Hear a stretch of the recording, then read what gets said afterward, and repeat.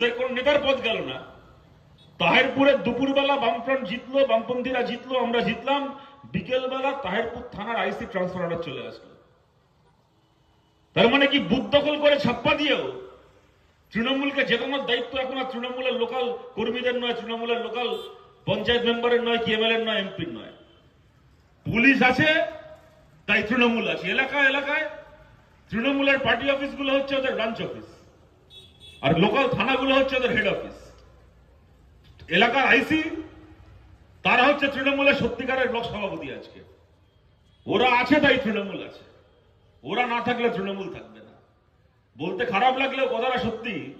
আজ বাদে কাল যদি গণেশ উল্টায়, যদি আজ বাদে কাল তৃণমূলের সরকার উল্টায়, কোন তৃণমূল নেতাকে দেখে এখন পুলিশের স্যালুট করা, কোন তৃণমূলের নেতার কথায় বিরোধীর বাড়িতে যাওয়া ছেড়ে দিন, কোন তৃণমূলের নেতা রাস্তায় মোড়ে পড়ে থাকলে কাঁধে করে শ্মশানে নিয়ে যাওয়ার জন্য কোন পুলিশ খুঁজে পাওয়া যাবে না আজ বাদে কাল যদি